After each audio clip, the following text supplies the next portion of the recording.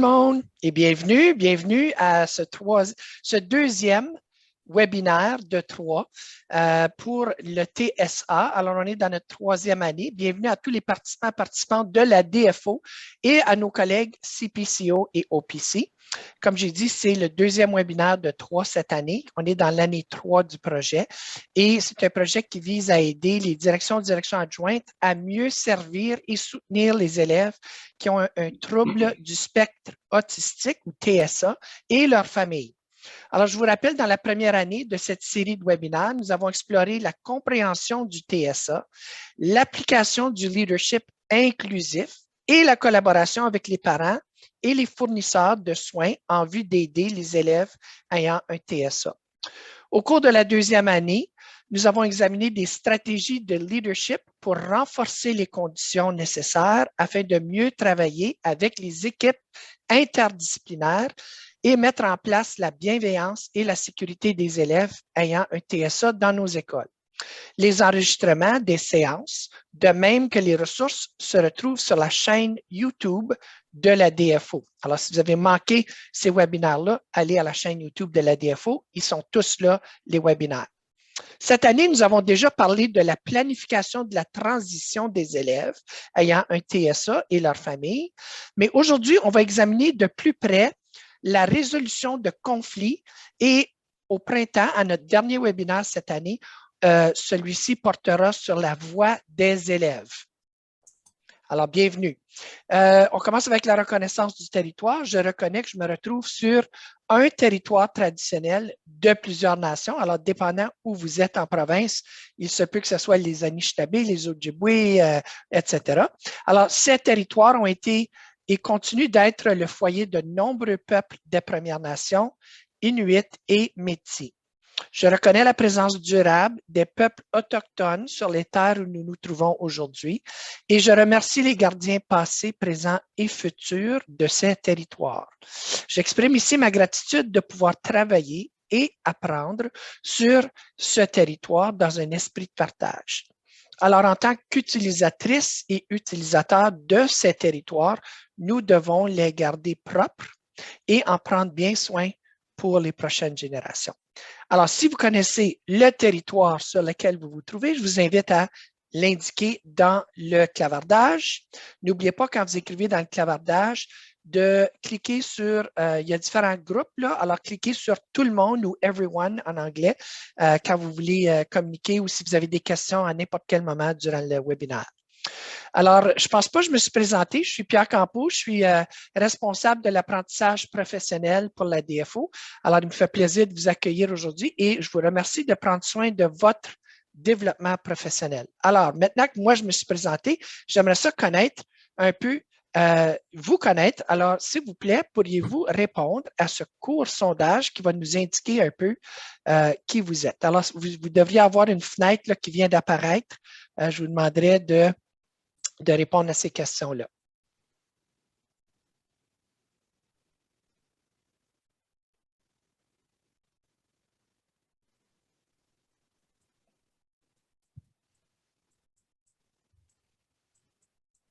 Alors, ça commence à rentrer.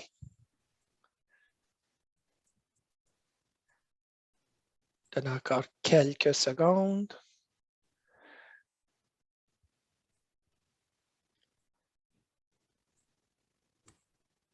Alors, on a un bon mix, là, surtout des gens de l'élémentaire, par exemple.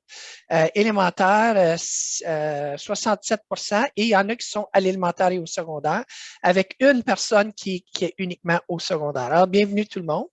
Je vais terminer le petit sondage et je vais vous partager les résultats. Et c'est surtout des directions, mais quelques adjoints et d'autres personnes qui sont avec nous autres.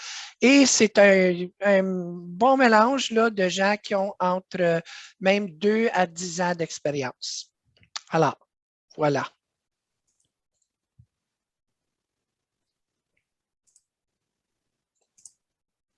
Alors, je cède la parole à mon ami et notre collègue qui travaille avec la DFO sur ce projet-là, Josée Landriot, directrice dans le Sud-Ouest pour le Conseil Viamonde.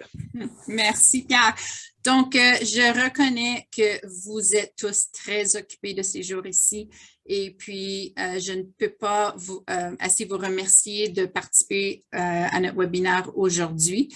Alors, de la part de mes coéquipières, Janine et Judith, et moi-même, nous savons que vous êtes occupés et on vous remercie d'être ici avec nous aujourd'hui. Donc, comme déjà mentionné, ce deuxième webinaire de cette série, on va explorer les conflits en tant que facteurs naturels et déclencheurs qui servent à amener des changements positifs et durables. Donc, nous allons passer un peu à travers des stratégies de conflit, mais nous allons aussi passer à une session de table ronde. Donc, j'ai deux participants avec moi. Donc, je vais porter le chapeau de direction.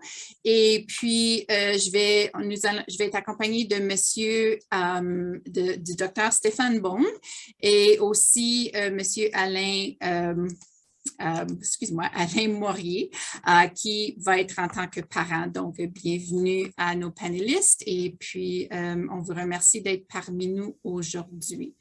Donc, sans plus tarder, alors, comme vous savez, nous allons toujours rattacher notre travail au cadre de Leadership de l'Ontario. Donc, lorsque nous essayons de résoudre des conflits, nous misons sur notre influence en tant que leader dans le cadre de leadership, dans la section pour nouer des relations.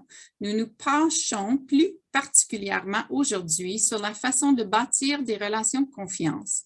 Pour nouer des relations et résoudre des conflits, les directions d'école utilisent les ressources sociales incluses dans les ressources personnelles en leadership, de la perception et de la gestion des émotions, de même que des réactions émotives appropriées. Comme toujours, tout ce que nous faisons pour bâtir des relations de confiance nous permet ultimement d'avoir des discussions et des rencontres productives qui amélioreront le programme d'apprentissage pour nos élèves ayant un TSA. Alors, un rappel que la NPP 140 sert de rappel aux directions et aux directions d'adjoints des écoles qui accueillent des élèves ayant un TSA l'importance de renforcer les relations de collaboration avec les parents, le personnel et les membres de la communauté qui favorisent les partenariats transdisciplinaires. Comme indiqué dans la NPP, la collaboration est essentielle pour promouvoir l'apprentissage des élèves ayant un TSA. Mais ça veut dire quoi au juste une collaboration? Alors, collaboration, un travail d'équipe. Pour qu'il y ait une collaboration, les participants et les participantes doivent sentir que leur effort commun donnera de meilleurs résultats pour ceux et celles qui pourraient accomplir seuls, même si les résultats diffèrent de ceux qu'elles imaginaient au départ. Alors, comme mentionné, la collaboration est très importante. Même si nous arrivons à une réunion ou dans une discussion avec nos propres idées sur le résultat, cet effort commun de la collaboration véritable donnera en effet de meilleurs résultats. Nous avons déjà montré cette image de l'arbre auparavant, mais elle fonctionne bien ici aussi pour illustrer le travail d'équipe. À l'instar de l'arbre, qui a besoin des racines et un tronc vigoureux pour rester debout, une équipe fortement collaborative planifie ensemble et bâtit des relations de confiance. Car quand souffle le vent du conflit, nous pouvons compter sur un système d'appui solide pour affronter la tempête. Il est normal que la collaboration avec différentes personnes apporte une diversité d'opinions et d'approches ainsi que des conflits. Les partenaires doivent apprendre qu'un conflit est un facteur déclencheur qui apporte du changement en sorte que le résultat pourra être un meilleur environnement qui permettra le succès pour l'élève. Alors, nous avons déjà présenté ce tableau à plusieurs reprises. Alors, pour l'approche transdisciplinaire, n'oubliez jamais que les parents sont plus coopératifs et productifs et seront sans doute plus enclins à opérer des changements positifs dans leur comportement s'ils sont considérés comme des égaux et participent à un processus interactif pour réparer les problèmes et trouver des solutions possibles pour faciliter l'apprentissage de leur enfant. Les connaissances communes servent des objectifs mutuellement convenus. Alors, il faut toujours se rappeler des 12 C en cas de conflit. Alors, coordination, conflit, consensus, compassion, cohérence, contribution, communication, collaboration, confrontation. Donc, nous avons déjà discuté à plusieurs reprises des 12 C, mais c'est toujours bien de s'en faire un rappel. Alors, pour gérer les conflits, il faut comprendre les conflits. Alors, avant le conflit vient le désaccord, le fait de voir les choses différemment. Les conflits sont quelque chose de naturel et de normal dans nos interactions. Ils découlent parfois de nos préjugés ou possiblement d'idées racistes ou de stéréotypes. Le conflit n'a rien d'anormal en soi. L'important, c'est comment on s'y prend pour le résoudre. Les facteurs contribuant à un conflit. Alors, il pourrait y avoir des renseignements insuffisants, erronés ou incompris. Certains conflits peuvent être le résultat d'un manque de renseignements ou de renseignements erronés ou un malentendu sur les renseignements fournis. Un bris de communication. Une différence dans le style de communication peut donner une mauvaise impression sur les intentions, les perceptions ou les attitudes de l'autre partie. Parfois, une personne n'est tout simplement pas consciente de la manière dont elle est perçue. Des valeurs différentes peuvent indiquer que les parties ont des buts différents et même incompatibles. Les préoccupations concernant l'allocation des ressources. Alors, les ressources peuvent être perçues comme étant inadéquates. Facteur historique. Il peut exister des anciens désaccords, injustices réelles ou perçues selon les antécédents de chaque partie. Les facteurs structurels. Des structures existent pour les parents, les conseils scolaires, lesquels on a peu de contrôle. Ceci peut limiter l'inventaire de solutions possibles pour chaque partie. Donc, il se pourrait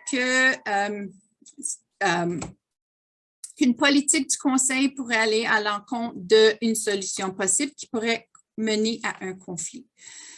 Des facteurs personnels et émotifs. Alors, le besoin d'attention, d'autonomie, de reconnaissance de pouvoir ou de contrôle peut aussi influencer le comportement d'une ou de l'autre partie. Des facteurs interpersonnels.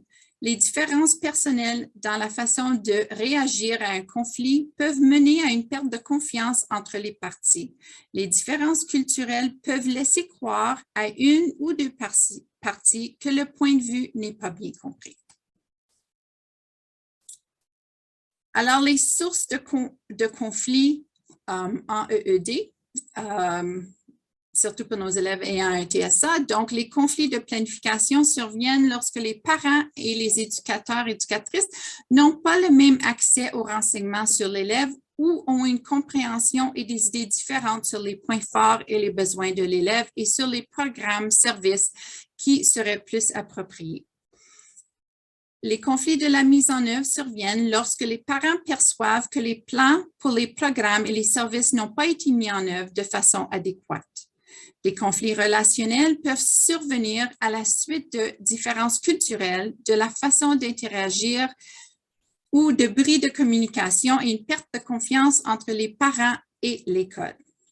L'ouverture sur les différences culturelles. Il ne faut pas oublier que certains comportements sont enracinés dans la culture et peuvent augmenter des difficultés de communication lorsqu'une situation est déjà chargée d'émotions. Les recherches indiquent que les différences culturelles se manifestent dans la communication verbale et non verbale. Le volume, le ton de la voix, la durée du temps de réponse, le soutien du regard ou son esquive, l'augmentation ou la diminution de l'espace physique entre les personnes qui parlent et gestuels peuvent tous, dans une certaine mesure, être influencés par la culture. Dans certaines cultures, l'augmentation du volume de la voix indique une élévation du conflit, alors que dans d'autres cultures, les changements dans la distance physique séparant les locuteurs peuvent signaler une augmentation de la tension. Les éducateurs et éducatrices sont appelés à travailler avec des communautés qu'ils servent pour comprendre les bases culturelles des comportements manifestés par les élèves et les parents. Il faut aussi se rappeler qu'il existe toute une gamme de comportements dans toute culture et que chaque membre d'un certain groupe culturel ne manifestera pas nécessairement tous les comportements et ils sont traditionnellement associés. Alors, nous avons un petit court sondage. Alors, si vous pouvez nous parler de vos expériences en résolution de conflits.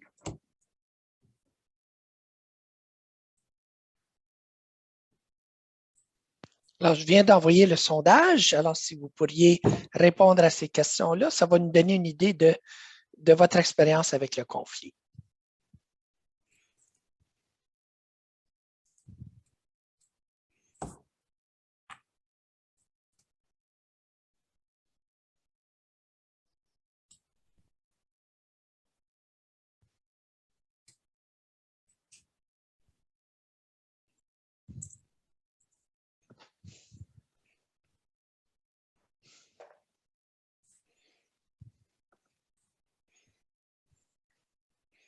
Les réponses commencent à rentrer.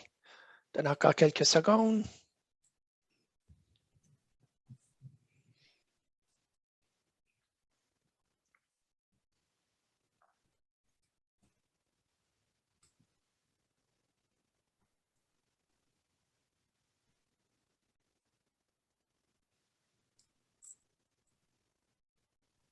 Alors, comme on peut voir, c'est certain qu'on a tous eu des différentes expériences avec le conflit.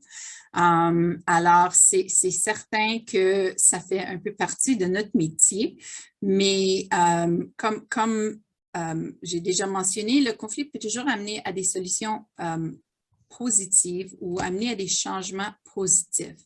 Alors, c'est certain qu'on n'aime jamais avoir du conflit, mais que ça se pourrait que ça escalade à possiblement se rendre plus haut que nous, mais on peut tous travailler ensemble pour arriver à des solutions. Alors, lorsqu'on voit le conflit, alors vraiment, on a toujours la perspective de l'école, la perspective du parent ou du tuteur, et puis un dialogue où est-ce qu'on peut trouver des solutions qui sont mutuellement acceptables, se retrouvent dans le milieu.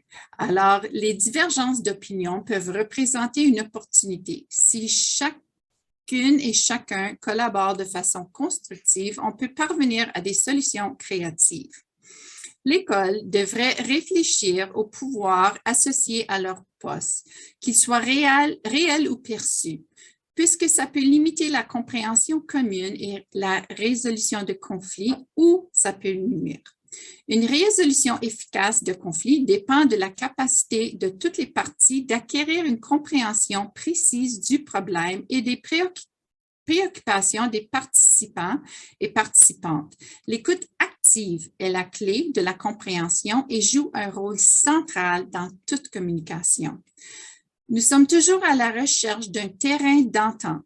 Cette approche exige que chaque partie se concentre sur les points forts et les besoins de l'élève, discute et explique les hypothèses, les valeurs à la base du problème pour chaque partie, ait une compréhension précise du problème, exprime clairement la façon dont le problème est perçu, partage tous les renseignements concernant le problème, écoute activement et pose des questions ouvertes pour obtenir davantage d'informations, genre « Que se passerait-il si? Seriez-vous heureux si? » Participe à des remue-ménages pour identifier des options possibles. Identifie les intérêts, les perceptions et les besoins qui sont communs à toutes les parties. Sois prêt à accepter un compromis afin de cerner le problème. Reconnais qu'un terrain d'entente existe et de l'accepter. Conviens par écrit un plan pour mettre en œuvre la solution sur laquelle les parties s'entendent et se mettre d'accord de participer à une réunion de suivi ou un groupe de travail dans un certain délai afin de discuter de la façon dont la solution ou le plan fonctionne. Alors, je vais maintenant céder la parole à mon collègue, Dr. Stéphane Beaune, qui va nous parler du rôle de la personne qui plaide pour les intérêts de l'enfant, mais le mot anglais, c'est vraiment advocate. Donc, Stéphane, je vais arrêter de partager mon écran et puis je te cède la parole. OK, merci beaucoup. Donc, je vais juste aller chercher... Bon, je l'avais, là, je ne l'ai plus. Une minute. Stéphane, pendant que tu cherches ça, là, je veux juste dire à tout le monde que vous allez recevoir un courriel demain et dans le courriel, on va vous donner le lien de la présentation d'aujourd'hui. Donc, vous pourrez vous en servir.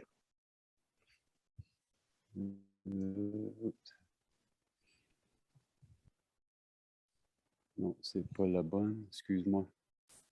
Je l'avais ouvert, mais là, tout d'un coup, je ne la trouve plus. Je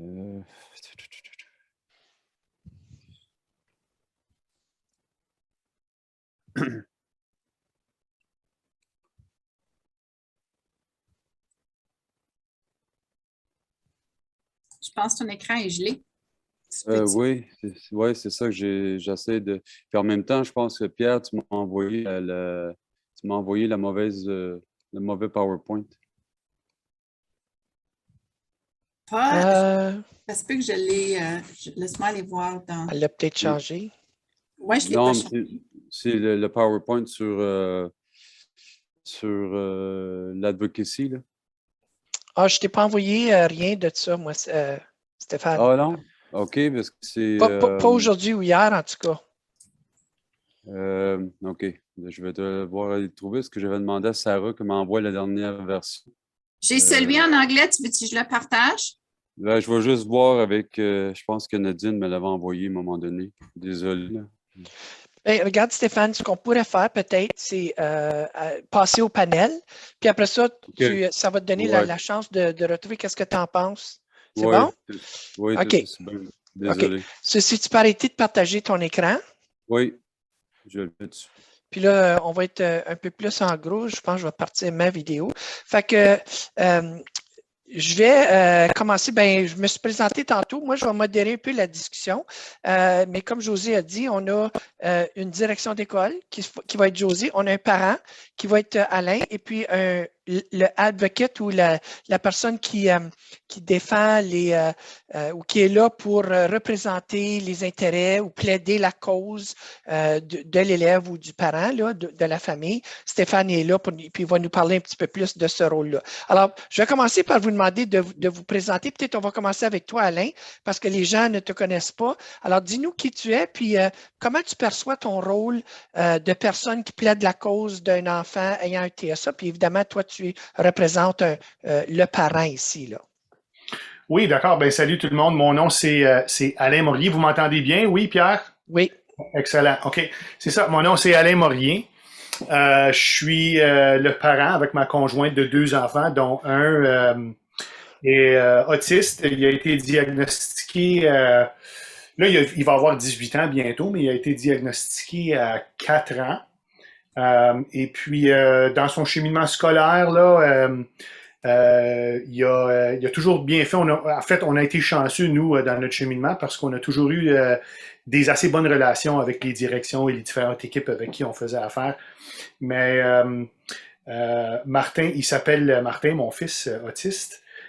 Et puis, au fil des années, on a réalisé, ma conjointe et moi, que dans le système d'éducation qui est offert pour Martin, il n'y a personne qui connaît mieux l'enfant que les parents et puis et ses conditions et ses particularités spécifiques. Alors, on a comme appris en cheminant dans tout ça que c'est vraiment le rôle du parent de plaider, là, de discuter, de négocier avec les différentes équipes et directions, puis les professionnels pour avoir finalement ce qu'il y a de mieux pour aider l'enfant à cheminer. Donc, c'est comme ça que je vois mon rôle, là, finalement, non seulement d'être parent d'enfants autistes, mais aussi de faire en sorte qu'il puisse avoir la meilleure chance de réussir que possible dans son cheminement scolaire. Excellent. José, toi, tu es une direction d'école, mais tu es aussi un parent. Mais alors, je ne sais pas, tu veux parler peut-être plus comme direction. Donc, je suis direction d'école, palier secondaire, dans une école dans le sud de l'Ontario, mais je suis aussi une maman. Donc, ce que j'apporte, genre au panel, c'est des stratégies que j'ai mis en place ou utilisées pour possiblement résoudre des conflits, mais aussi que j'ai appris que j'ai peaufiné suite à mes expériences avec le cheminement de mon fils. Donc, c'est certain que tout est interrelié. Donc, mon fils a 21 ans. Il s'appelle Richard. Il a maintenant terminé son parcours scolaire, mais on a eu plus de belles expériences que de moins belles expériences, mais disons que suite à des résolutions de conflits, on a pu amener des changements pour le mieux de notre fils. Et puis, ce sont des stratégies que j'ai par la suite apportées dans mon travail tous les jours. Donc, merci beaucoup. Stéphane, les gens qui sont ici depuis le début du projet te connaissent, mais pour ceux qui sont nouveaux, peut-être parler un peu de qu'est-ce que, c'est quoi ton rôle avec tout l'autisme, un peu de ton background, et puis qu'est-ce que tu fais quand tu plaides la cause là, des enfants. OK. Alors, merci Pierre. Mon nom, c'est Stéphane Beaune. À la base, j'ai un enfant autiste aussi qui est rendu à 24 ans aujourd'hui. Donc, c'est un peu ce qui m'a forcé à changer mon travail lors du diagnostic à l'âge de 3 ans. Par la suite, j'ai décidé de faire mon doctorat en autisme. Donc, je me suis vraiment lancé dans le milieu. J'ai travaillé pour CHIO dans le programme autisme. J'ai travaillé pour plusieurs conseils francophones de l'Est ontarien, dont un à temps plein pendant plusieurs années. Et là, depuis à peu près 12-13 ans, je travaille plus en privé. Donc, je travaille pour tous les conseils du nord de l'Ontario, en Saskatchewan. Et depuis 7 ans, je travaille en France pour sensibiliser les professionnels et offrir du coaching aux familles par rapport à l'autisme. Alors, moi aussi, un peu comme mes deux collègues sont aussi parents, j'ai vécu le système francophone, donc je sais c'est quoi me rendre à des réunions de CIPA, des réunions de PEI. Aujourd'hui, je travaille, j'ai été sur un côté de la clôture comme parent, donc je me souviens, le premier CIPA, j'étais tout seul, puis il y avait à peu près 10 adultes là, au bord de la table du conseil qui me parlaient puis qui essayaient de me convaincre, essayer de comprendre ce que l'autisme était quand que je le vivais 24 heures sur 24, 7 jours sur 7. Et ce qui est important pour moi depuis des années, parce que là, je travaille avec les différents conseils, donc je fais beaucoup de travail avec les professionnels, les familles, mais aussi les enfants, c'est je réalise que un peu ce que José a parlé, tu vois, au niveau de la communication et tout, je pense que c'est plus que de la communication. Je pense qu'il faut vraiment que les directions d'école et les directions adjointes prennent un rôle de leadership. Je pense qu'il y avait insultant pour moi quand j'arrivais dans un CIPR, par exemple, puis j'avais la direction qui me disait, ben, je vais laisser certaines personnes parler puisqu'ils connaissent plus ton enfant que moi. Et je me disais, mais là, ça part mal la conversation. C'est si la direction d'école ne connaît pas mon enfant plus que ça, puis que je dois aller chercher de l'information un peu partout. Et depuis des années maintenant, parce que je participe dans des CIPH, je participe à, ça dépend c'est quoi mon rôle au moment, je réalise qu'il faut absolument repeaufiner. Il ne faut pas appeler ça des réunions, il faut appeler ça des équipes de travail. Il faut absolument remettre dans les pratiques, dans les bonnes pratiques aussi, des rencontres aux 4 à 6 semaines axées sur des objectifs clairs et précis. Et là, je ne vous parle pas d'objectifs de PEI parce que ça, c'est la logistique politique derrière ça, mais de vraiment travailler conjointement avec les familles pour voir le progrès.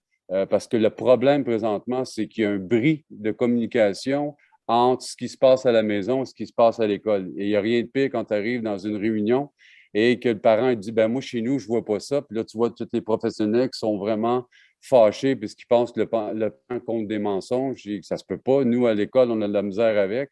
Et c'est parce que souvent, dans un environnement, tu n'auras pas les mêmes comportements que l'autre. Vous avez absolument besoin des observations du parent pour développer les meilleures stratégies et les meilleurs objectifs pour les enfants en milieu scolaire. Souvent, les déclencheurs partent de la maison et ça se continue à l'école. Alors, c'est un peu le travail que je fais depuis, bon, mais là, quand même, plus de 20 ans en autisme. Et j'enseigne, maintenant, je suis en train de former la génération future à l'université dans les cours d'autisme. Et c'est vraiment ce qu'on travaille, c'est de pouvoir être plus sensible dans les pratiques culturelles, mais aussi d'avoir plus d'empathie envers les familles pour ce qu'ils vivent et pouvoir vraiment établir la transdisciplinarité qui est dans le monde médical, mais j'espère qu'il va se rendre aussi dans le monde éducatif. Merci Donc, beaucoup. je veux juste, parce que j'ai oublié de mentionner, qu'on s'est tous entendus, les panélistes, qu'il n'y en avait pas nécessairement un processus officiel. Donc, si on a à contribuer à la question, on va répondre. Puis, il n'y aura pas, si quelqu'un ne répond pas, ce n'est pas parce qu'on a oublié, on a passé par-dessus quelqu'un, c'est juste que c'est comme ça qu'on s'est entendu au préalable. Donc, on voulait vous partager ça. Puis, Stéphane, juste avant que j'oublie, j'ai trouvé ton PowerPoint en français. Donc, après, si tu veux, je peux partager ou je te l'ai envoyé aussi par courriel. Oui, je l'ai, José. Donc, si vous voulez, vous me dites, je vais en parler de ce volet-là. Excellent. Okay. OK, merci pour la précision, José. Alors, ma prochaine question, tantôt, on a montré une diapositive sur les facteurs qui contribuent à des conflits. Est-ce que ces facteurs-là vous interpellent? Et puis, veuillez expliquer ça. Est-ce qu'il y a des choses qui vous ont sauté aux yeux là, quand vous avez regardé ça?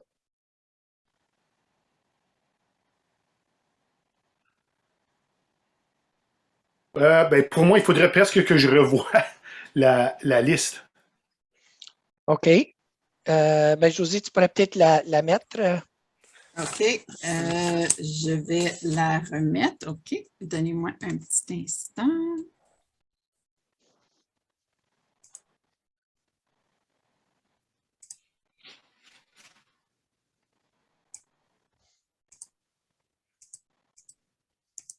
Ah, juste après ça, là. Ah oui, celui-là.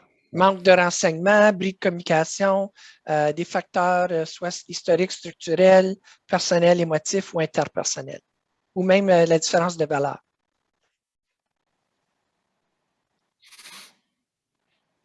Stéphane, ouais, ben, vas-y, Alain. Oui, j'allais juste dire, pour moi, c'est vraiment tous des bons points.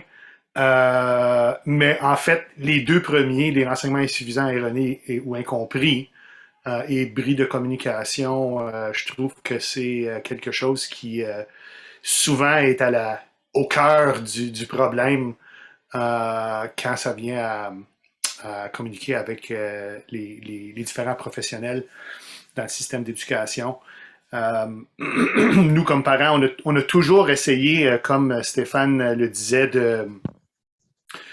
de vraiment qu'il y ait un parallèle entre qu'est-ce qui se passe à l'école et qu'est-ce qui se passe à la maison.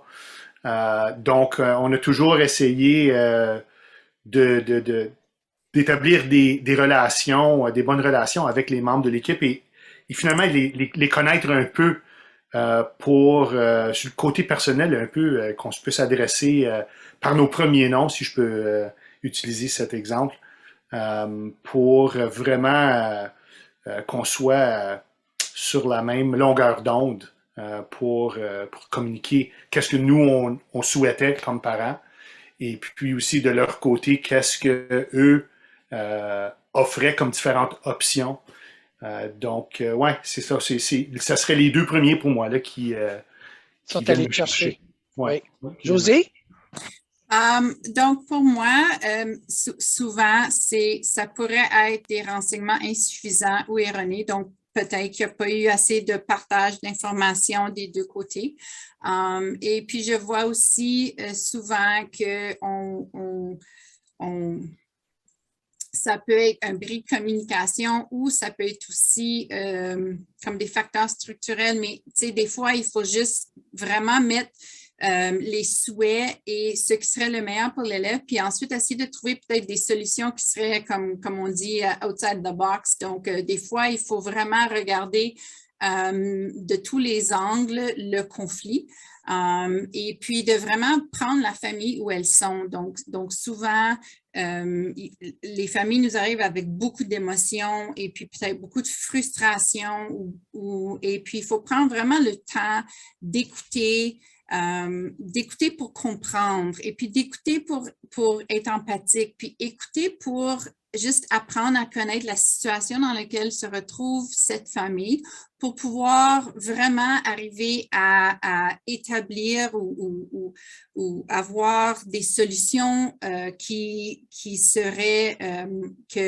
peuvent être mises en place à la maison et à l'école et puis que tout le monde parle le même vocabulaire ou la même chose.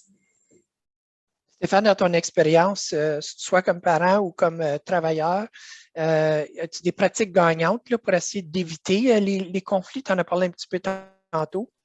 Moi, je pense que ce qui est important aussi, c'est qu'il y a un problème de planification parce que souvent, les pauvres directions sont pris à avoir plusieurs professionnels qui sont impliqués dans le dossier. Et souvent, ce qui se passe, c'est qu'on est obligé d'avoir l'orthophoniste, l'ergothérapeute, peu importe c'est qui les gens qui sont alentour de la table. Et ces gens-là arrivent avec une posture différente, avec des croyances différentes et avec des recommandations souvent qui se contredisent l'une et l'autre. Et je pense que c'est une chose pour moi, c'est pour ça que les directions, pour moi, c'est les gens clés dans tout le processus de faire du filtrage. Il faut absolument, vous devez filtrer qui devrait être aux réunions et qui ne devrait pas être là, parce que ça ne l'aide pas quand tu as trop de joueurs alentour de la table. Ça, c'est un élément. Deuxième élément, et ça, c'est encore les directions sont victimes de ça, c'est par exemple les agences communautaires. Moi, je sais, j'ai travaillé pour CHIO, les programmes intensifs, au plus ce qui se passait, ils ne partagent jamais rien avec les directions d'école et les directions d'école apprennent à un moment donné, ben l'enfant va vous arriver au mois de septembre, voici ce qu'il y en est. Donc, il y a un manque de préparation et un manque de transparence. Donc, moi, je lève mon chapeau aux directions, tous ceux que j'ai travaillé avec depuis les années que je fais ça. Je salue mon ami Guillaume en passant qui a mis un petit message pour avoir travaillé beaucoup avec Guillaume. On le sait parce que quand on accueillait des gens, par exemple, quand on accueillait les gens de CHIO, ils arrivent, sont très fermés avec des recommandations, mais des recommandations sans partager la mise en œuvre et sans accompagner les enseignants. Et l'autre chose, si je me mets dans la posture professionnelle et je laisse mes souliers de parents, il faut éduquer les parents que ce n'est pas la solution de demander tout le temps une intervenante collée aux fesses dès que l'enfant arrive à l'école, parce que ça l'empêche les enfants de se développer, ça l'empêche l'autonomie, ça l'empêche beaucoup de choses. Et ce que ça fait, c'est que ça crée un niveau de dépendance incroyable. Et éventuellement, tu as des parents qui sont déçus, tu as des professionnels qui ne savent pas, et tu as beaucoup, parce que j'ai plein d'amis qui sont enseignantes, qui aimeraient s'impliquer, mais dès qu'il se passe quelque chose, mais tu as un intervenant, une intervenante qui est tout le temps là. Donc, il y a un bris de communication à l'intérieur des équipes même, parce qu'il n'y a personne qui travaille comme un tout, on travaille en silo. Et ça, je pense que c'est compliqué pour les directions, puis je pense que c'est pour ça, des fois, qu'ils vont passer la parole à l'équipe parce qu'eux, ils essaient de voir, parce qu'en bout de ligne, c'est eux qui signent le PEI. C'est eux qui sont responsables des objectifs. Et je pense pour ça que c'est plus une équipe de travail qui devrait être développée, qui travaille les objectifs et à quel moment on se rejoint pour partager ça. Ça, c'est hyper important. Je pense que les directions qui nous écoutent aimeraient entendre parler de stratégie gagnante. Fait que c'est sûr qu'on est ici aujourd'hui pour parler de votre point de vue, votre expérience, autant sur la façon de travailler en équipe pour éviter les conflits, mais en même temps que vous avez utilisé votre expérience en cas de conflit pour opérer un changement positif, là. Alors, commençons par la prévention. Parlez-nous d'une stratégie, puis Alain t'a mentionné tantôt que ça l'avait relativement bien été au fil des années. Je sais que tu as vécu différentes expériences là, au fil du parcours scolaire de Martin, mais pourrais-tu parler d'une stratégie que tu as utilisée comme parent pour peut-être prévenir des conflits lors des discussions? Oui, ben en fait, ma conjointe et moi, on s'est toujours partagé la tâche de communiquer avec des différentes directions et différents membres de l'équipe, des différentes équipes. Et puis, on a vite compris que quand on est en réunion comme ça, on a affaire avec des gens qui viennent de toutes sortes de qui ont toutes sortes de différentes positions par rapport à la situation avec ton enfant. Puis on a vite compris qu'il faut aller là en se rappelant qu'on est là pour discuter du bien de l'enfant et puis d'éviter de penser que ça va tourner au conflit tout de suite. De s'armer avec beaucoup de patience et puis aussi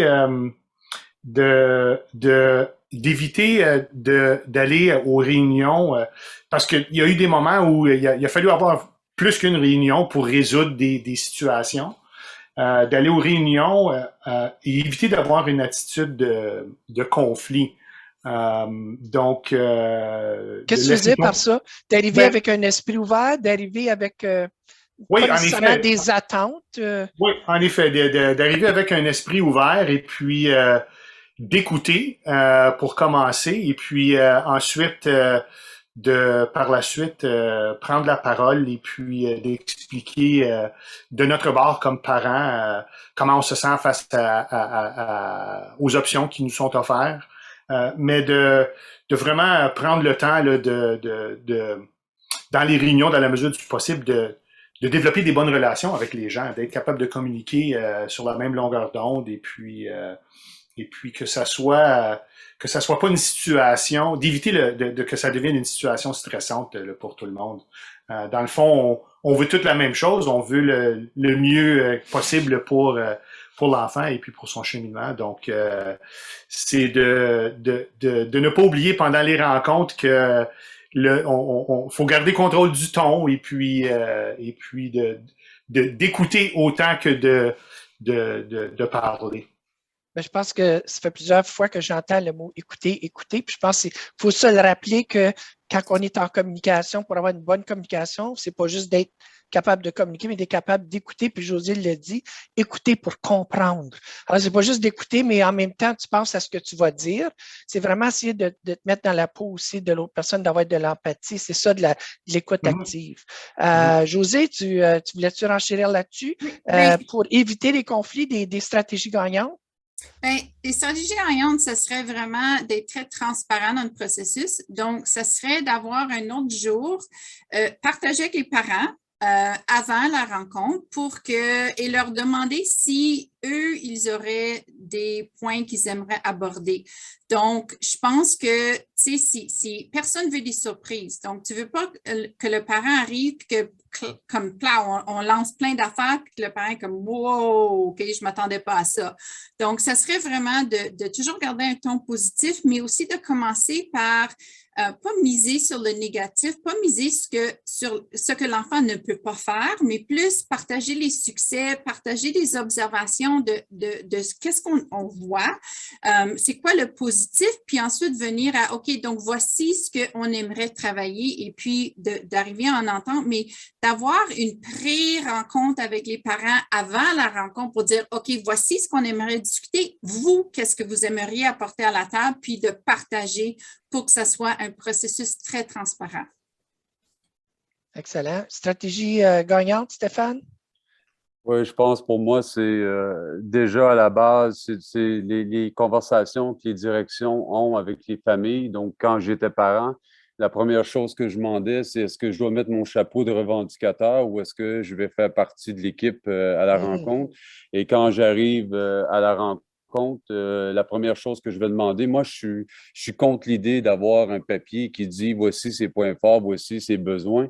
C'est plutôt emmène-moi des preuves à l'appui. Donc, ce que j'aime, moi, c'est quand la direction demande au staff, à l'équipe, on va développer un portfolio de l'enfant et selon chaque personne qui est impliquée auprès de l'enfant, bon, on va documenter ce qu'il y a concrètement. Donc, dans toutes les matières, par rapport aux habiletés, les compétences que vous travaillez et emmener des preuves à l'appui. Donc, il le fait avec aide, il le fait de façon autonome, il n'est pas en mesure de le faire. Donc, je pense qu'il faut cesser d'utiliser un papier pour dire wow, ton gars, il est bon, il aime la musique, il fait ci, parce que quand on regarde ça dans la vision globale de ça, c'est que ça va nous servir à quoi, puis ça va servir à quoi l'enfant. Mais quand tu es capable de prouver, voici ce qu'on a évalué, voici, il l'a fait avec l'enseignante ressource, ou il l'a fait avec l'enseignante, ou il le fait avec les éducatrices, ou il le fait avec l'orthophoniste, et d'avoir des preuves à l'appui. Combien de fois c'était pratiqué, où on en est rendu, c'est quoi le prochain objectif. Ça, pour moi, c'est une vraie rencontre d'une équipe qui travaille ensemble. Merci. Il y a de très beaux commentaires là, dans le clavardage. J'invite les gens à aller regarder ça. Alors, chez l'humain, les conflits sont naturels, on le sait, et selon certains même nécessaires pour nous permettre de trouver de meilleures solutions lorsque nous travaillons en équipe. Alors, si tout le monde est d'accord tout le temps, on n'arrive peut-être pas à des solutions innovatrices. Alors, est-ce que vous êtes d'accord avec ce commentaire? Puis, est-ce que vous pouvez me donner un exemple de situation où ceci, c'est effectivement ce qui s'est passé? Suite à un conflit, on est arrivé peut-être à une meilleure solution. Là, je n'ai pas d'ordre particulier. Je ne sais pas si on peut peut-être commencer avec quelqu'un d'autre qu'Alain là, pour changer le flow.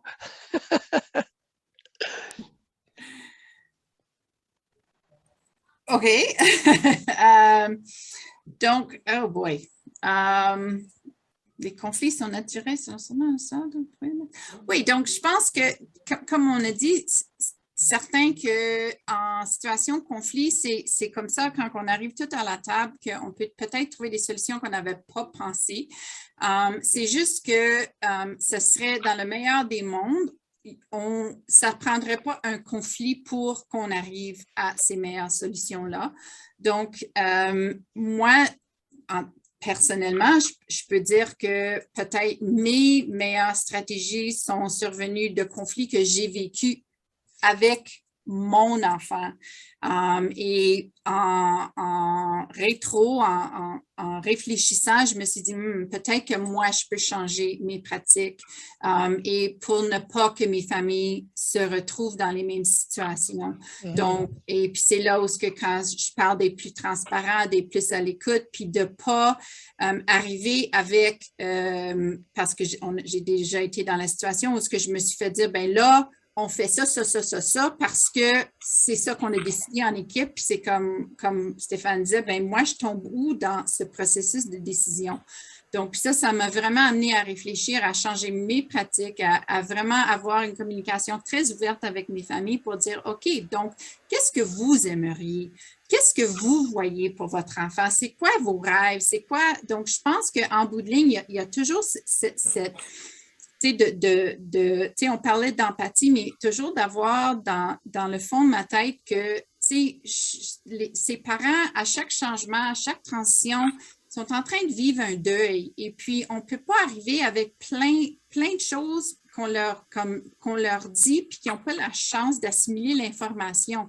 Ils ont besoin de vivre le deuil, ils ont besoin de vivre la transition, puis de dire, OK, ben là, I guess mon enfant est un peu différent, puis il ne va peut-être pas graduer avec un diplôme, mais un certificat aussi, ça prend du temps à amener les parents à comprendre et de venir à ces réalisations-là, mais qu'en le disant, peut-être qu'on blesse. Et puis de vraiment avoir l'écoute puis la transparence. Excellent point. Alain, as-tu vécu des situations, toi, comme ça, là, où est-ce que c'est que les gens te disaient c'est ça qu'on va faire? Puis est-ce que tu as vécu une situation où, ensemble, vous avez trouvé une solution, un chemin à suivre là, qui n'était peut-être pas celui que tu avais en tête, ou peut-être pas celui que l'école avait en tête, mais qu'ensemble, vous êtes arrivés? As-tu vécu quelque chose comme ça?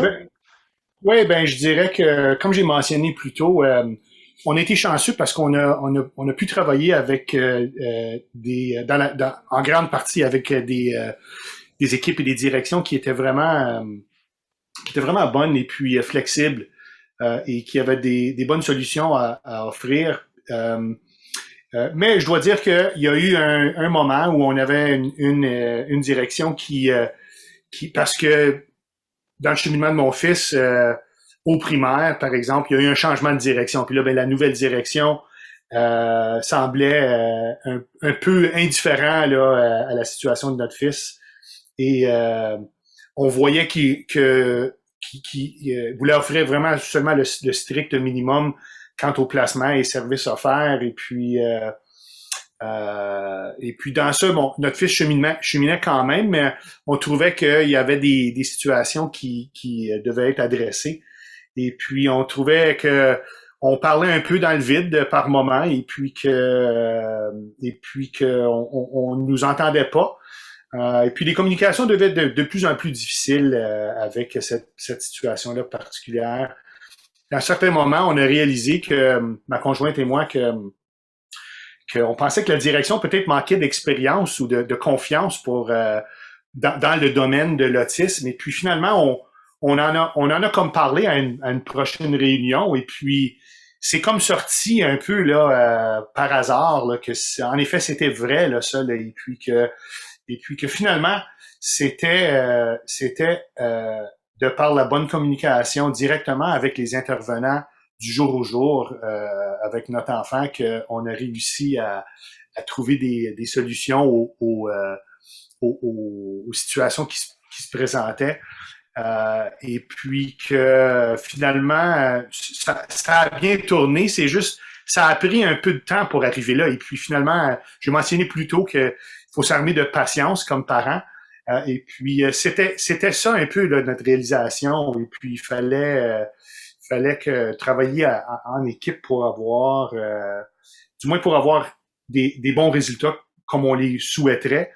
De notre côté aussi, on a réalisé que cette direction-là en particulier avait on a tous des personnalités, hein, et puis on a réalisé que cette personne-là avait une certaine genre de personnalité que vraiment pour être capable d'avoir des conversations fluides, nous comme parents, on a dû modifier un peu la façon qu'on se présentait, qu'on se comportait pour garder tout ça sur la bonne voie.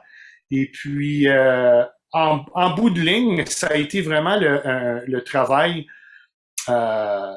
d'équipe dans le sens qu'on communiquait beaucoup avec les intervenants à Martin du jour au jour. Et puis, on essayait de documenter, Stéphane y avait mentionné plus tôt que de documenter les choses qui se passaient et puis pour être capable de vraiment quantifier le progrès. Alors, c'est ce qu'on a entrepris de faire et puis ça a fonctionné. C'est sûr que documenter tout ce qui se passe au fil du temps, des fois, ça peut être difficile parce que les gens, ils ont pas juste ça à faire, ils ont plein de choses. Mais en bout de ligne, on s'est toujours essayé de rappeler que c'était à propos de Martin puis de faire en sorte qu'il cheminait dans ça. Puis que souvent, le cheminement n'était pas exactement on n'avait pas nécessairement atteint la cible qu'on aurait voulu, mais on a atteint différentes cibles et puis en raison de ça, pour nous comme parents, on quantifiait ça comme un progrès. Donc, en bout de ligne, c'était un peu une réalisation de, comme parents, comment communiquer avec des équipes et des professionnels de cette façon-là. Je pense que le mot que j'entends ou l'idée que j'entends qui sort beaucoup, Alain, peut-être puis tu peux me dire si j'ai tort, mais comme parent, je pense que ce que tu t'attends de l'équipe école, c'est qu'il y ait une excellente communication, qui est la clé du succès. Est-ce que j'ai raison? Ah, absolument. Oui, absolument. Je dirais que des deux bords, hein, du côté des parents et aussi du côté des professionnels sur l'équipe d'éducation, qu'on ait tous une ouverture d'esprit et puis que l'idée, c'est de formuler un plan qui va être fonctionnel et puis de mettre en œuvre ce plan-là et puis aussi de réévaluer au fur et à mesure que ça se passe pour tweaker le plan finalement au fil de l'année scolaire. Si on voit que quelque chose ne fonctionne pas, il faut se l'admettre et puis il faut trouver d'autres façons de procéder. Excellent. Bien, merci beaucoup. Puis, je vois le temps qui avance. Alors, Stéphane, je vais te donner la parole, je vais te donner le plancher, peut-être pour nous parler parce que c'est souvent intimidant. Moi, si je me réfère à mon expérience, quand il y a des advocates ou des gens qui viennent plaider ou qui accompagnent, le mot littéral, quand on traduit, advocate, quand on met ça dans Google Translate, c'est avocat. Puis des fois, il peut y avoir un avocat qui arrive, un vrai avocat, mais des fois, c'est des gens qui arrivent juste pour appuyer ou supporter de façon morale la famille, là, pour pas comme tu as dit, il y a une personne, puis il y en a 12 là, au bord de la table. Mais moi, j'aimerais ça avec quelqu'un avec moi. Alors, parle-nous de ce rôle-là de la personne qui est là pour appuyer ou plaider la cause là, de l'enfant pour appuyer les familles. OK. Tu veux-tu que je mette le Oui, diaporama? Oui. oui, OK. tu peux partager ton écran, fait que je te donne le plancher. OK. Merci beaucoup, Pierre. Est-ce que vous pouvez voir? Oui. Oui. OK. Donc, un peu comme Pierre a dit, pour moi, advocate, par rapport au travail que je fais, c'est beaucoup plus revendicateur. Donc, pourquoi les parents amènent des gens qui vont revendiquer pour eux? C'est souvent parce que les parents ont cette croyance qu'ils n'ont pas de voix, ou souvent parce que ils se font dire qu'ils sont biaisés et qu'ils n'ont pas une bonne perception de leur enfant. Alors, quand on parle vraiment de revendiquer ou d'advocacy, le contexte présentement qui se passe, parce qu'il y a un gros mouvement sur le plan planétaire d'adultes autistes qui s'en viennent à la rescousse des enfants autistes dans le milieu scolaire. Donc, on attend souvent que les parents ils soient obligés de défendre les droits de leur enfant face à plusieurs situations. Donc, souvent à l'intérieur, c'est pas juste l'équipe école, mais c'est aussi les professionnels. Si je prends l'exemple, je vais essayer de vous donner des exemples concrets.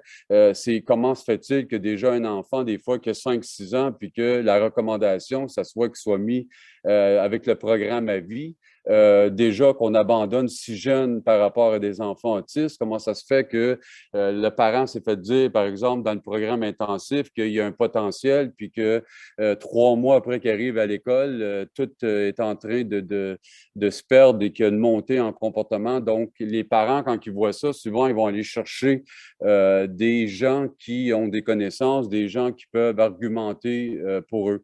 C'est aussi parce que les parents, en plus, c'est qu'ils sont pris souvent avec des charges qui sont plus que juste l'enfant autiste, donc l'aspect financier, l'aspect émotionnel, les contradictions des fois même dans le couple, un veut une chose, l'autre ne veut pas, donc d'emmener une personne neutre, souvent, c'est une chose.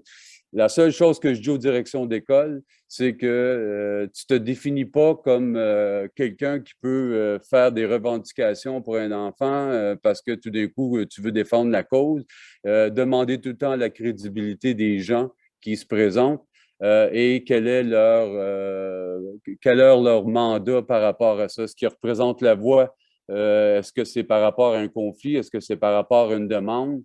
Parce que si vous ne faites pas ça, vous allez les retrouver avec n'importe quel entour de table qui vont prétendre avoir les connaissances et pouvoir argumenter par rapport à tout ce qui se passe. Donc, il faut vraiment regarder dans le contexte que souvent les parents se sentent blâmés. Parce que c'est la réalité du monde autiste. Donc, tu emmènes ton enfant autiste à quelque part, il fait une crise. Donc, le regard et les traits perçants et les traits négatifs par rapport à l'autisme. Et malheureusement, l'autisme est devenu le souffre-douleur de tout. C'est la seule population, malheureusement, qui est tout le temps encadrée par rapport à tout. La PPN s'applique à eux. Les professionnels du médico-social arrivent, puis c'est tout le temps par rapport aux bonnes pratiques.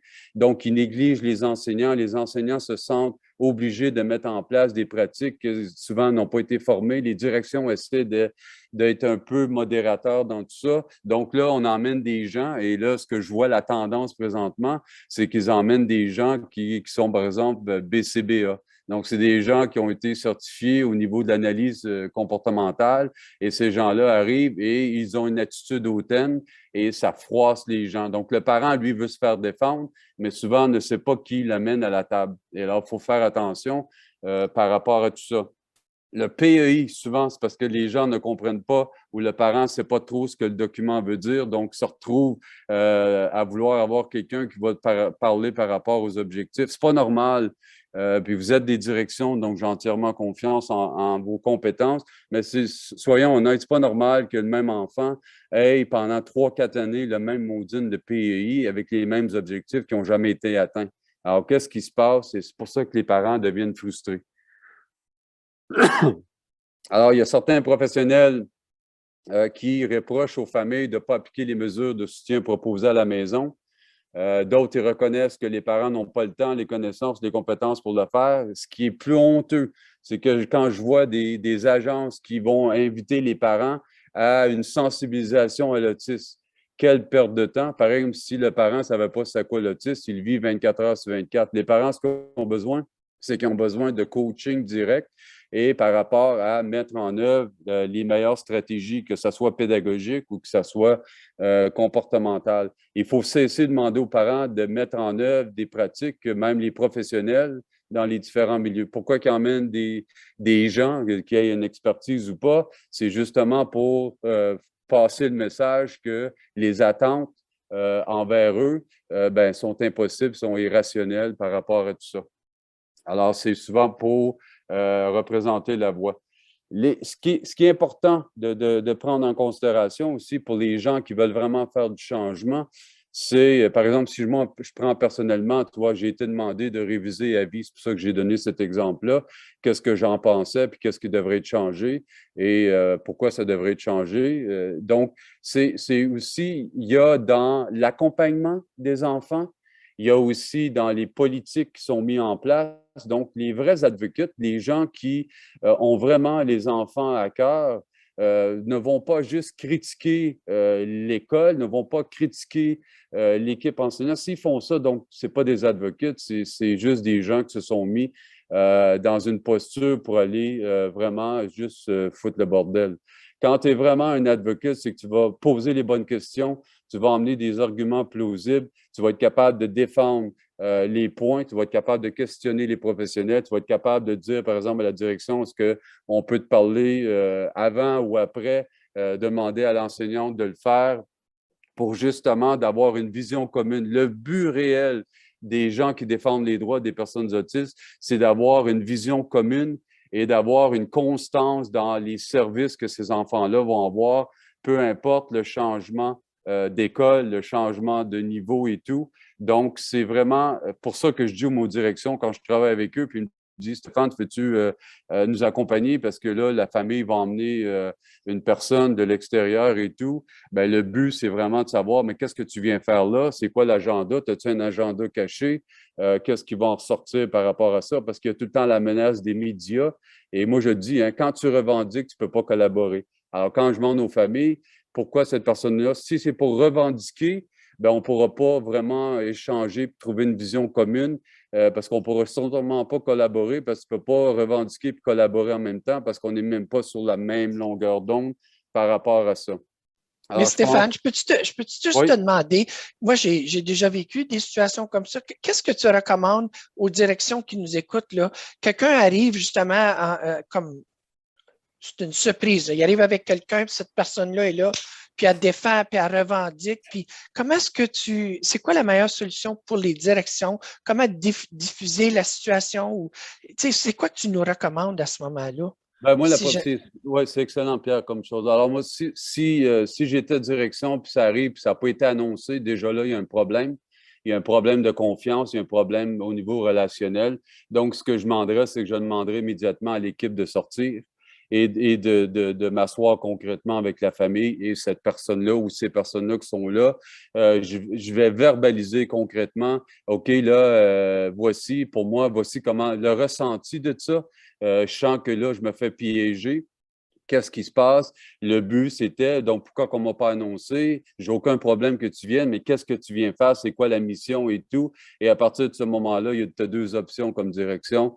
C'est OK, on va reciduler la rencontre parce que là, on va prendre ce moment-là pour discuter ensemble. Je vais vous entendre et tout. Et par la suite, moi, je vais discuter avec mon équipe. Après ça, on va se regrouper à une date ultérieure pour vraiment être sur la même longueur. Donc moi, quelqu'un qui amène de la surprise, c'est souvent un agenda caché, c'est souvent des frustrations et tout. Donc, tu ne peux pas te parler cognitivement avec quelqu'un qui est émotionnel. Donc, si c'est pour revendiquer, c'est mieux de ne pas faire la rencontre à ce moment-là, mais de prendre un temps précis, d'écrire sur papier qu'est-ce qui ne va pas, pourquoi ils sont là, et par la suite, de travailler et de jouer le rôle de modérateur avant même la conversation. Prenez pas de chance. Parce que si vous faites ça et vous ouvrez cette boîte de Pandore-là, ça peut mener vers des méchantes frustrations, des accusations et souvent des dires qui sont très difficiles, même si tu t'excuses après. C'est assez compliqué de défaire quand tu as accusé quelqu'un, surtout si tu accuses une enseignante ou un enseignant. Par rapport à ça, ou si tu accuses la direction, le but, c'est justement de former une équipe. J'ai aucun problème qu'il y ait un expert alentour de la table, mais si l'expert, c'est pour défaire et juger tout ce qui sort de la bouche de la direction ou de l'équipe école, ben là, c'est pas un travail d'équipe, c'est beaucoup plus une confrontation. Donc, ça vaut pas la peine de continuer. C'est tellement des bons conseils. On apprécie ton expérience, Stéphane. Peut-être je te donnerai une autre 2 minutes pour peut-être résumer, parce qu'après ça, il faut avancer. OK? Oui, vous n'avez pas de problème. Écoute, de toute façon, les gens vont voir le PowerPoint pour le faire. Alors, si je finis avec ça, puis après ça, je vais laisser mes collègues s'ils ont des questions. Le but, justement, c'est de pouvoir proposer des solutions de réchange qui sont crédibles, donc qui sont axées sur des faits, qui sont axés sur une demande qui est plausible, sur des objectifs qui sont réalisables et sur les ressources humaines qui sont possibles. Alors, pour moi, par exemple, si j'étais une direction d'école et j'accueille un enfant, puis tout de suite, la première chose, c'est que je vais avoir une éducatrice ou je vais avoir une aide enseignante à temps plein, pour moi, c'est inacceptable. Je vais dire non. C'est impossible. Donc, le but, c'est vraiment d'observer au départ et d'ajuster au moment. Donc, ça serait les premières semaines, on va observer ton enfant, on va voir comment est-ce qu'il s'adapte à l'école. On fait une rencontre dans 2-3 semaines et à partir de ce moment-là, on va voir quels sont les objectifs et quelles sont les ressources humaines qu'on va déployer pour pouvoir changer. Cessons de tout le temps donner immédiatement parce qu'en bout de ligne, c'est qu'on se retrouve avec des adolescents qui sont super dépendants, on se retrouve avec des futurs adultes qui ne peuvent pas rien faire seuls et ce n'est pas le but de la PPN 140, ce n'est pas le but de l'école non plus. Donc, avoir des objectifs clairs et mesurables, avoir des activités ponctuelles dans un processus qui n'est pas une fin en soi, et d'avoir des objectifs quotidiens, c'est ça le but des aides enseignantes, c'est ça le but des éducateurs, c'est de s'assurer que le travail qu'ils font, ils ne peuvent pas intervenir et être en enseignement de compétences en même temps. Donc, de s'assurer que s'il y a une demande d'une aide, c'est pourquoi et d'être précis et d'avoir aussi des données probantes par rapport à ça. Donc, le reste, vous aurez la chance de lire vous-même. Parce que le diaporama va vous être partagé. Donc, en gros, posez les bonnes questions. Pourquoi lui? Pourquoi elle? Pourquoi ils vous ont accompagné? Pourquoi que le parent a choisi ces gens-là? Qu'est-ce qui s'est passé? Qui ont besoin de faire ça? Donc, moi, je parlerai aux parents seuls. Peux-tu m'expliquer comment ça fait que tu te ressens? Est-ce qu'il y a quelque chose qu'on a fait qui t'a poussé à aller chercher cette aide-là? Est-ce qu'il y a eu un bruit de communication? Est-ce que tu ne te sens pas entendu? Est-ce que tu te sens seul quand tu viens à ces réunions-là? Parce qu'on n'emmène pas quelqu'un juste pour le fait d'emmener quelqu'un. Quand on emmène quelqu'un, c'est parce qu'il y a quelque chose qui n'a pas été bien accueilli ou il n'a pas été répondu dans les demandes. Donc, merci. Merci beaucoup, beaucoup, Stéphane. Puis j'en profite pour remercier tous les membres du panel. Merci de votre temps, mais surtout d'avoir parlé du cœur, parce que c'est ça qu'on a besoin d'entendre, des directions d'école, puis des stratégies qui ont fonctionné, puis des choses qui ont peut-être moins bien fonctionné, puis des façons qu'on peut réagir à ça. C'est tellement, tellement apprécié. Merci beaucoup. Fait que Josée, je sais qu'il y a encore quelques diapos, puis peut-être, je remercie les gens qui sont encore là. On a un court petit sondage à la fin d'appréciation, si vous pourriez rester là encore quelques minutes pour ça. Donc, écoute, je voulais juste remercier Stéphane pour sa belle présentation et aussi Alain pour ses contributions.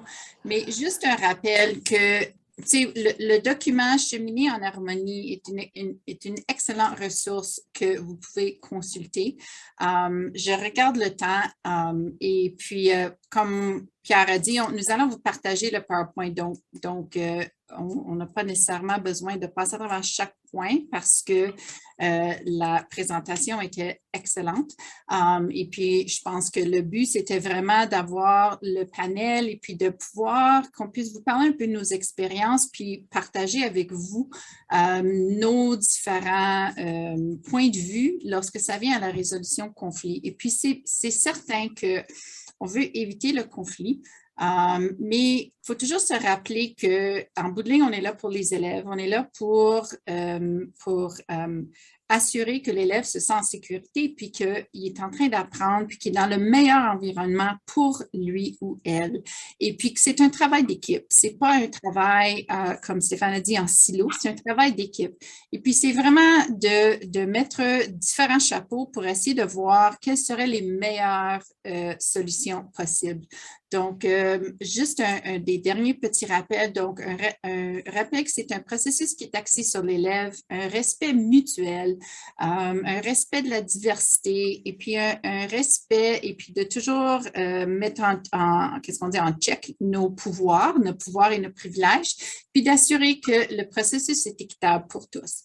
Donc, sur ce, je pense que je vais maintenant redonner la parole à Pierre et puis j'espère que vous allez vous joindre à nous pour notre dernier webinaire qui va être de cette série qui aura lieu au mois de mars, à la fin mars, donc après la relâche, je crois que c'est le 23 mars. Le 30, c'est le 30 en français. Le 30 mars. Le 23, c'est la session anglophone. Le 30 mars à 15 h. Alors, merci. Je vois qu'il y a des gens qui remplissent le sondage d'appréciation. Puis, justement, c'est un rappel que vous pouvez vous joindre à nous le 30 mars. Fait que je vais laisser quand même quelques minutes, là, le petit sondage, si vous pourriez répondre à ça. Ça nous aide parce qu'on a des rapports, n'est-ce pas, à donner au ministère suite à ces fonds-là qu'ils nous ont donnés. Puis, on vous remercie d'avoir été ici. Puis, je vous rappelle que si vous avez des collègues puis ils disent « Ah, je voulais être là, mais j'ai eu telle situation », vous pouvez toujours aller voir le webinaire qu'on a enregistré sur la chaîne YouTube de la DFO. Et vous pouvez nous suivre aussi sur Twitter et vous avez l'adresse courriel, l'adresse Internet là, de votre association, la DFO. Alors, mot de la fin. Merci beaucoup, Alain. Tellement apprécié que tu sois là avec nous autres. Stéphane, comme d'habitude, une richesse d'informations puis de conseils. C'est très apprécié aussi. Puis Josie, merci d'être si professionnel puis de bien préparer nos webinaires comme ça avec tes collègues là, de OPC, PC, PCO. C'est vraiment apprécié. Fait que merci beaucoup tout le monde. Lâchez pas, la relâche s'en vient. On parle de quoi, 3-4 semaines, là, puis on va être en vacances ou en repos, on va dire ça comme ça. Puis on se revoit le 30 mars à 3 h. Merci beaucoup tout le monde. Merci tout le monde. Merci de m'avoir invité. Bonne fin de journée. Merci. Alors, merci beaucoup. À la prochaine. Au revoir. Je salue tous mes collègues de l'Est que j'ai vu qui étaient en ligne. Donc, je suis dans le Nord, mais j'espère que je retourne à Oxbridge pour pouvoir vous côtoyer un peu. Salut la gang. Merci Stéphane. Bye bye. Hey, merci Alain, c'est super apprécié.